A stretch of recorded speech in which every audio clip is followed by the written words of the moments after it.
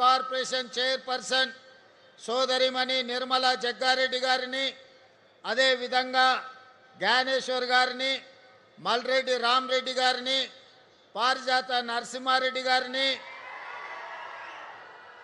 ఇతర ముఖ్యులందరినీ, ప్రభుత్వంలో భాగస్వాములను, ప్రభుత్వ ఉన్నతాధికారులందరితో పాటు ప్రాణ సమానులైన ఈ ప్రాంత రైతాంగం వేలాదిగా తరలి వచ్చి ఈ అద్భుతమైన కార్యక్రమాన్ని ఏర్పాటు చేసి రేపటి భవిష్యత్తుకు ఈనాడే పునాదులు వేసి ప్రపంచానికే ఒక అద్భుతమైన నగరాన్ని అందించడానికి వచ్చేసిన మీ అందరినీ మనస్ఫూర్తిగా అభినందిస్తున్న, ధన్యవాదాలు తెలియజేస్తున్న మిత్రులారా, ఈ వేదిక మీద నుంచి ఒక్క మాట చెప్పదలుచుకున్నా. హైదరాబాదు నగరం ఒక్క గొప్ప చరిత్ర. ఆనాటి కులీ కుతుబ్ షాయిలు కానీ, నిజాం నవాబులు కానీ హైదరాబాదు నగరాన్ని అద్భుతంగా విస్తరించడం వల్ల ఈనాడు ప్రపంచ పటంలోనే హైదరాబాదు నగరానికి ఒక గుర్తింపు వచ్చింది. 200 ఏళ్ల క్రితం సికింద్రాబాద్ పట్టణాన్ని విస్తరించడం వల్ల హైదరాబాద్ సికింద్రాబాదు జంట నగరాలుగా ఈనాడు రాణించగలుగుతున్నాయి. అదేవిధంగా సైబరాబాద్ ఇదొక సాంకేతిక విప్లవం. ఈ సైబరాబాదే ఈనాడు రాష్ట్ర ఆదాయంలో 60% అందించి తెలంగాణ ముఖ చిత్రాన్ని మార్చి ఈనాడు సైబరాబాదు ప్రాంతంలో 200 కోట్ల రూపాయలకు పైగా భూమి ధర బలుకుతుందంటే బంగారానికంటే రంగారెడ్డి జిల్లా భూముల విలువ ఎక్కువ అని చెప్పి ఈనాడు నిరూపించిన చరిత్ర మన సైబరాబాద్ ప్రాంతానికి ఉన్నది. మిత్రులారా, మీరు ఆలోచన చేయండి. ఆనాడు కులీ కుతుబ్ షాయిలు, నిజాం నవాబులు చార్మినార్ నుంచి గుల్జార్ వాజ్ వరకు, మోజంజాయ్ మార్కెట్ నుంచి కబూతర్ ఖానా వరకు నిర్మాణం చేయకపోయి ఉంటే చరిత్రలో మనకు గుర్తింపు వచ్చి ఉండేదా? ఆనాడు 1908లో తుఫాను వచ్చి వేలాది మంది ప్రాణాలు కోల్పోతే చలించిపోయిన నిజాం సర్కార్ గండిపేట హిమాయత్ సాగర్ నిర్మించడమే కాకుండా మూసా ఈసా నదుల యొక్క ప్రవాహాన్ని నగరం మీద ఉప్పెనై కప్పేయకుండా మూసీ నదిని ఆనాడు నిర్మించబట్టే కదా ఈనాడు చరిత్రలో గొప్ప నగరంగా మనం రాణించగలిగినాం.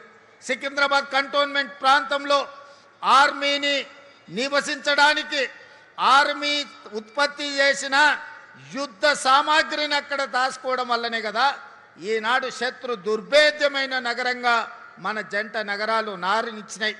అదేవిధంగా స్వతంత్రం వచ్చిన తర్వాత ఆనాటి ముఖ్యమంత్రులు ఆలోచన చేసి భవిష్యత్ ప్రణాళికలకు కార్యాచరణ చేసి సైబరాబాదు నగరాన్ని నిర్మించి సైబరాబాద్ అనే ఒక గొప్ప నగరాన్ని ఈనాడు ప్రపంచానికి అందించిండ్రు కదా.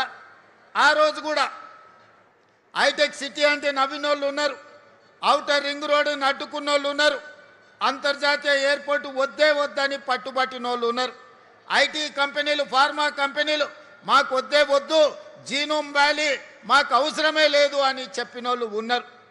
ఆనాడు అభివృద్ధిని అడ్డుకోవాలని, ఈ నగరం అభివృద్ధి చెందొద్దు, ఈ ప్రజలు బాగుపడొద్దని ఆనాడు కూడా కుట్రలు కుతంత్రాలు చేసి కడుపులో విషం, మూసీలో ఉన్న కాలుష్యానికంటే ఎక్కువగా పెట్టుకొని విషం జమ్మిన నాయకులు కూడా ఆనాడు ఉన్నారు.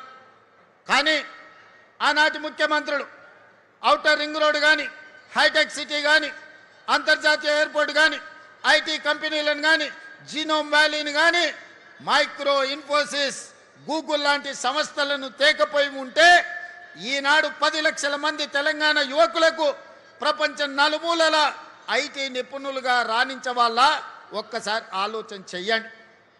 అదేవిధంగా ఆనాటి నుంచి ఈనాటి వరకు రామాయణంలో రావణాసురుడు ఉన్నట్టుగా ఈనాడు మన నగర అభివృద్ధిలో రావణాసురులు, మారీచులు, సుబాహులు, శుక్రాచార్యులు అందరూ ఉన్నారు. శుక్రాచార్యుడు ఫామ్ హౌస్లో వండిండు, మారీచుడిని, సుబాహుల్ని మన మీదికి వదిలిండు. పెద్ద రాక్షసులు, పిల్ల రాక్షసులు కలిసి ఈనాడు భారత్ ఫ్యూచర్ సిటీని మేము అడ్డుకుంటాం, మేము రద్దు చేస్తామని అంటున్నారు. నేను అడుగుతున్న ఇక్కడ ఉన్న యువకులను, ఈనాడు ఫ్యూచర్ సిటీని రద్దు చేయాలన్నా ఫ్యూచర్ సిటీని విస్తరించాలన్నా మీరు ఒక్కసారి చెప్పండి. ఈనాడు ఫ్యూచర్ సిటీ మన ఫ్యూచర్కే కాదు, మన పిల్లలు వాళ్ళ పిల్లలు వాళ్ళ పిల్లలు భవిష్యత్ తరాలకు గొప్ప ఫ్యూచర్ను అందించడమే కాదు, భారతదేశానికే కాదు ప్రపంచానికి ఒక దిక్సూచిగా ఒక గొప్ప నగరంగా తీర్చిదిద్దాలి అని ఈనాడు మన ప్రభుత్వం సంకల్పంతో ఈ కార్యక్రమాన్ని తీసుకున్నది.